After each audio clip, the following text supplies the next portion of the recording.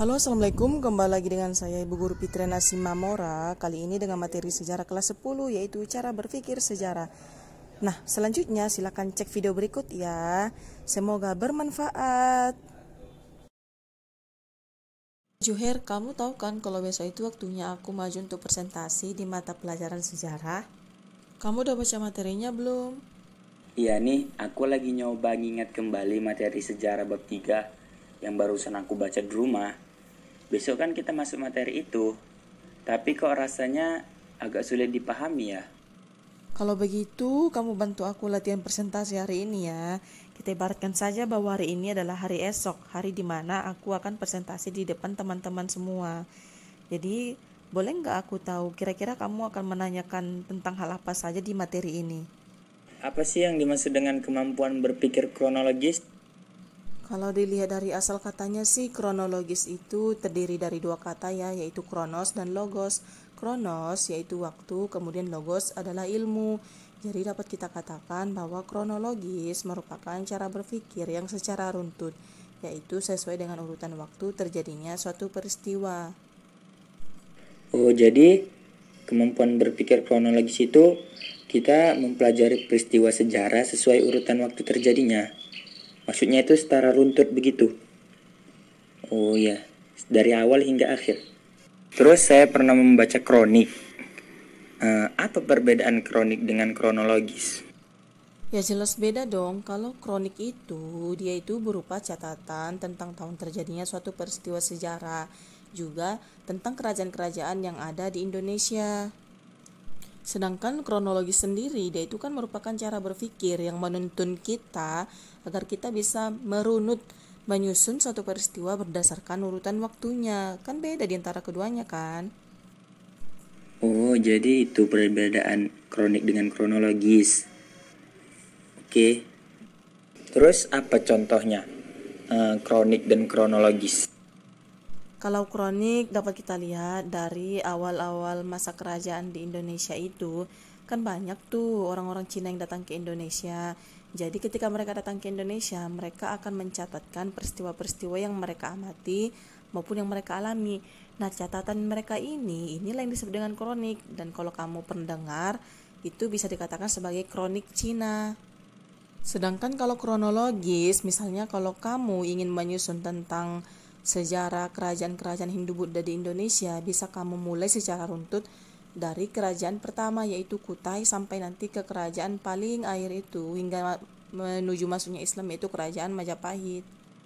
Terus apa yang dimaksud dengan berpikir periodisasi? Kalau bicara periodisasi, kamu ingat aja kata pembabakan. Loh, bukankah berpikir periodisasi itu kita itu membagi-bagi waktu ya? Misalkan kita itu membuat episode pada waktu menurut zaman-zamannya sendiri. Bukankah begitu ya? Contohnya masa Praksara, lalu masa kerajaan Hindu, dan setelahnya masa kerajaan Islam, dan seterusnya. Bukankah begitu ya? Yes, benar sekali. Periodisasi ini dibutuhkan mengingat banyaknya peristiwa sejarah yang telah dialami manusia kawan, sehingga dibutuhkan suatu pengklasifikasian atau pembabakan berdasarkan zaman-zaman tertentu agar terdapat ciri khas di setiap zamannya. Oh, jadi begitu. Baik, saya paham. Terus apa sih yang dimaksud dengan kemampuan berpikir sinkronik? Sinkronik berasal dari dua kata, yaitu sin yang berarti dengan, kemudian kronos yang berarti waktu.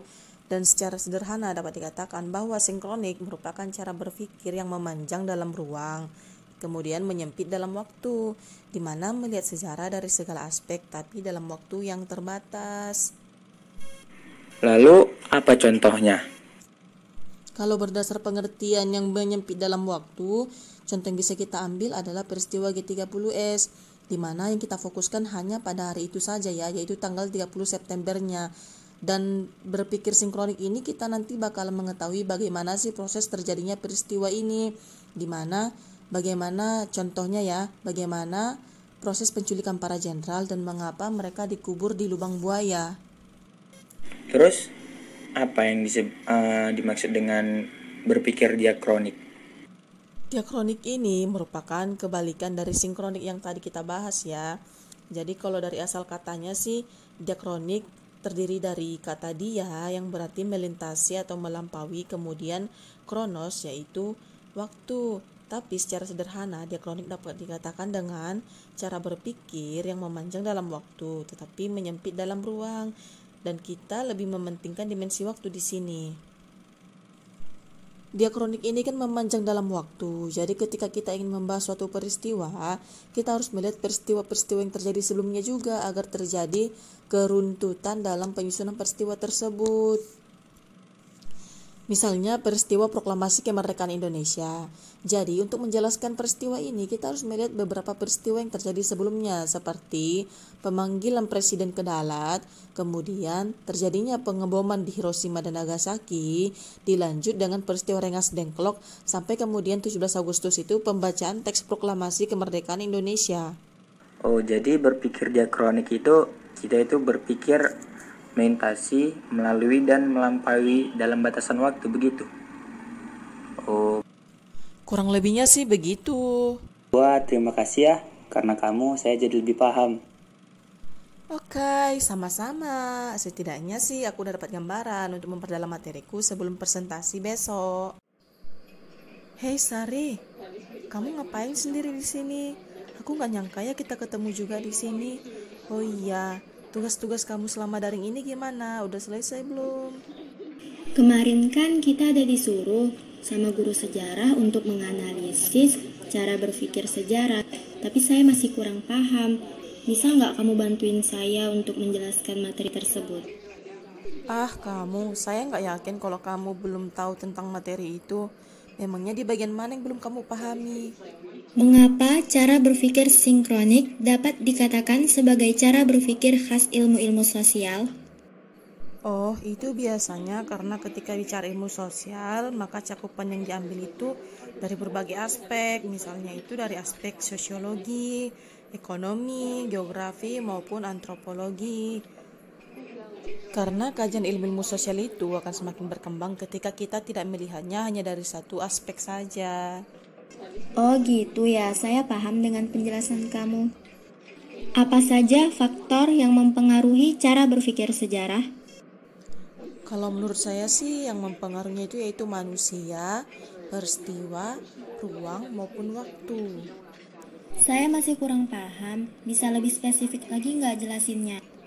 Karena kita tahu kan bahwa manusia adalah pembuat sejarah itu sendiri, sehingga beragamnya peristiwa yang terjadi di masa lalu menjadikan dibutuhkannya cara berpikir sejarah untuk mengklasifikasikannya ke dalam pembabakan maupun dalam runtutan waktu dan proses yang ada di dalamnya. Apakah bisa cara berpikir diakronik digunakan untuk mengkaji ilmu-ilmu sosial?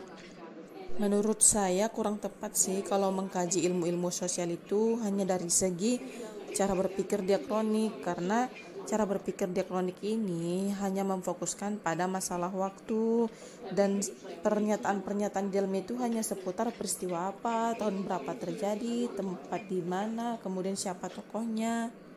Sedangkan di kajian ilmu sosial itu tidak hanya butuh itu, tapi butuh juga pernyataan bagaimana dan mengapa suatu peristiwa terjadi. Makanya dalam hal ini, pemikiran sinkronik itu lebih tepat untuk mengkaji ilmu-ilmu sosial.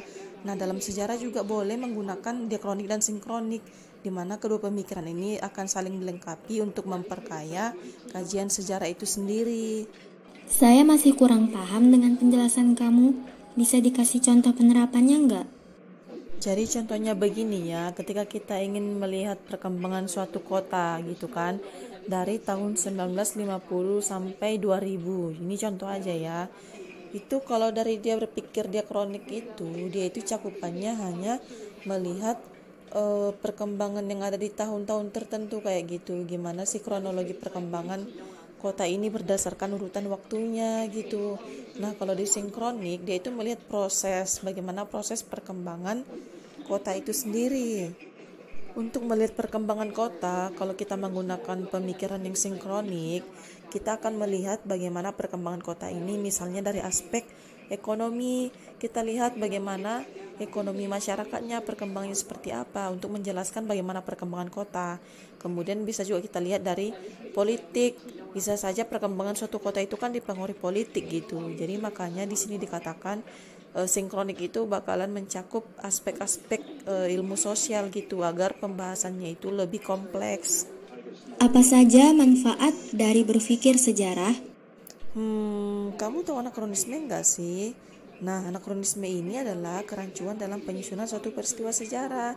Ketika kita tahu cara berpikir sejarah, maka kita bisa menghindarkan diri dari kerancuan tersebut, sehingga kita bisa menyusun suatu peristiwa sejarah berdasarkan urutan waktunya. Itu sih salah satu dari manfaat berpikir sejarah. Oh, jadi begitu ya manfaat berpikir sejarah. Oh iya, fungsi cara berpikir sejarah itu apa sih? Yang jelas dia bisa jadi pedoman bagi kita untuk mengklasifikasikan peristiwa-peristiwa sejarah berdasarkan zamannya, misalnya itu nanti masuk ke periodisasi. Kemudian kalau dia berdasarkan urutan waktu masuk ke kronologi maupun nanti berkaitan ke diakronik. Kemudian kalau untuk yang sinkronik itu kita bisa menjadi lebih luas lagi dalam mengembangkan pengetahuan kita berdasarkan banyaknya aspek-aspek yang menunjangnya. Oh begitu ya fungsi dari berpikir sejarah. Makasih banyak ya kamu udah bantuin saya untuk menjelaskan tentang materi cara berpikir sejarah yang belum saya pahami. Oke, aman. Oh iya, kamu masih belum mau pulang ya? Ya udah deh, kalau kamu gak keberatan, saya duluan pulang ya.